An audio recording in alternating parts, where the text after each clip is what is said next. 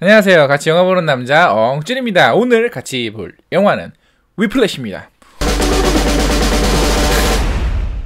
음악학교에 다니는 드러머 앤드류는 스토리족을 다시 할게요.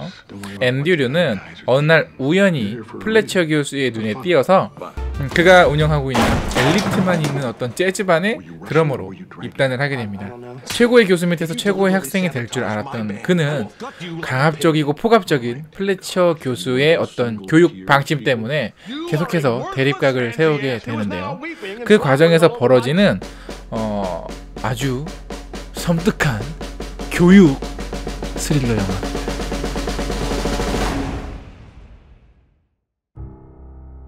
이 영화는 아카데미 나무조연상 그리고 음향효과상 편집상을 수상을 했어요. 국내에서도 관객들의 반응이 좋습니다. 사실 이 영화는 굉장히 저예산으로 만들어진 인디 영화예요. 심지어 제작비가 모자라서 썬댄스 영화제에 출품을 할 때는 10분짜리 단편 영화로 출품을 했었고 거기서 받은 긍정적인 평가로 더 투자를 받아서 지금의 장편 영화로 이제 업그레이드가 돼서 개봉을 하게 된 영화입니다. 그래서 영화 중간에는 단편 영화 때 쓰였던 장면의 일부가 쓰이기도 했다고 해요.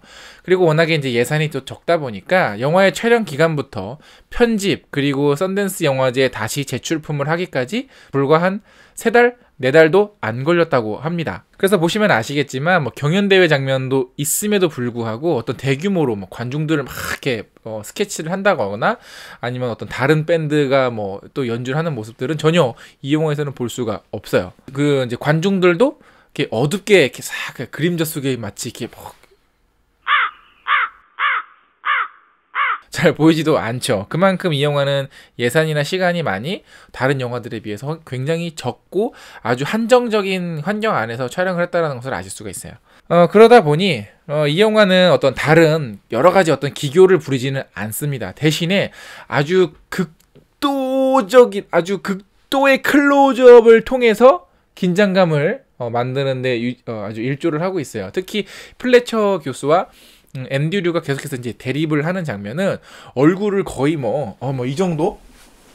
이 정도로 클로즈업을 해서 막 대화를 하고 있고, 이 부분에도 이렇게 빈틈이 없어요. 셰퍼드의 어깨가, 셰퍼드의 어깨가 이렇게 가린다든지 이렇게 보면서 얘기를 한다는 식으로. 그리고 악기들도 아주 그냥 극단적인 클로즈업을 들어가서 긴장감, 그러니까 답답함, 시각적인 어떤 뭔가 좀 불안함을 계속해서 이 영화에서 표출하고 있죠. 오히려 그래서 긴장이 딱 풀어지는 장면은 약간 전경들이 나와요. 카페의 모습이 나온다든지 침실의 어떤 풍경이 조금 더. 그리고 이제 이 영화 아무래도 편집상을 받은 만큼 그 마지막 막 주인공이 미치듯이 연주하는 그 장면도 마치 이 영화에서 여러 번 강조가 되는 더블 타임 스윙 맞나요? 더블 스윙 타임, 더블 타임 스윙처럼 굉장히 빠른 편집을 또 선보이고 있죠. 거기다가 또 드럼이 주인공이지 않습니까? 그러다 보니 이 심장을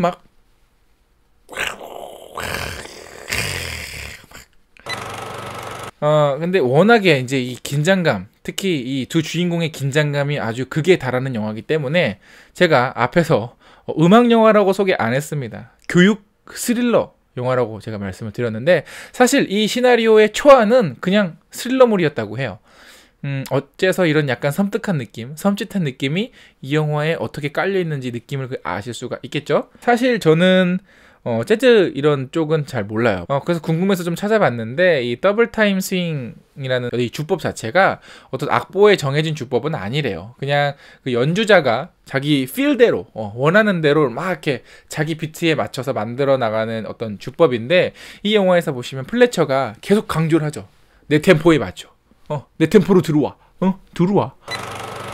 아주 강압적인 태도로 앤드류를 몰아붙이고 있습니다. 막 때리고 놀리고 욕하고 빈정대고 자존심을 스크래치를 이렇게 내고 애를 새벽까지 피가 손가락 난리도 아니야. 가르쳐 놓고서는 나중에 와서 한다는 소리가 다 너 잘 되라고 그러는 거야. 근데 왜 니들은 내 진심을 몰라줄까? 그렇게 해야 니들이 훌륭한 사람이 될 수 있어 라고 스스로를 또 합리화를 하고 있죠. 그런데 이런 멘트 여러분 학창시절 때 많이 들어보지 않았습니까? 그래서 그런지 몰라도 이 영화는 왠지 우리나라 사람들에게는 굉장히 친근해요. 그래서 더 이 영화를 많이 보는 건가 싶기도 하죠.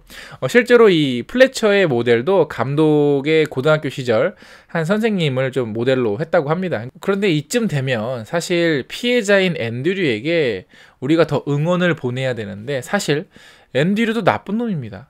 음악에 집중해야 된다고 여자친구를 차버리고, 자기가 또 최고가 되기 위해서 경쟁자이자 친구인 사람을 옆에 두고 막 내가 최고야, 쟤는 병신이야 막 이러면서 점점 말투와 행동, 그리고 이제 생각하는 것까지 플래처를 닮아가기 시작을 하죠. 그래서 마지막 10분 동안의 이 엔딩, 이 영화의 백미라고 할 수 있는 이 엔딩 부분에서 이렇게 서로 불타오르던 두 용과 호랑이가 막 박터지게 싸우는 이 엔딩이 이 영화의 아주 그 큰 백미라고 볼 수 있겠습니다. 사실 그 엔딩 바로 직전까지는 긴장감을 확 풀어줘요. 갑자기 이렇게 영화가 끝나나? 그래서 그냥 쟤네들은 저렇게 그냥 행복하게 일상으로 돌아가는구나 라고 싶은 순간에 갑자기 탁 내리면서 야, 나 플래처야. 그러니까 앤드류가 그러죠. 야, 나 앤드류야. 이러면서 막 꼭 극장에서 보시고요. 아무래도 이제 마지막 엔딩 장면에 이 여운이 굉장히 길게 남아서 사실 엔딩 크레딧이 다 올라갈 때까지도 한참 동안 극장에서 일어나지를 못했습니다. 그만큼 극장에서 보신다면 좀 더 재밌게 즐길 수 있는 영화임에는 분명하고요. 좀 더 사운드가 좋은 극장에서 보시는 것을 좀 추천을 드릴게요.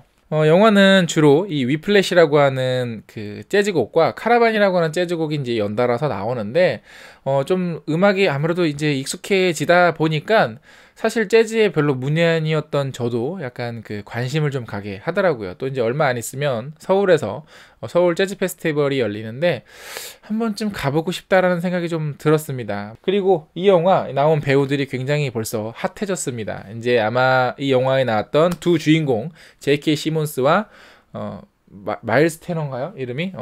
이 두 배우는 벌써 올해와 내년에 개봉하는 아주 다수의 블록버스터 영화의 주연이나 조연으로 등장할 예정이니까 아마 극장에서 많이 보실 수 있을 것 같아요. 물론 J.K. 시몬스는 그 전에 이미 블록버스터 영화에 한번 출연을 했었죠. 예전 스파이더맨 3부작의 그 편집장으로 나와서 뭐 그 캐릭터나 이 캐릭터나 똑같아요.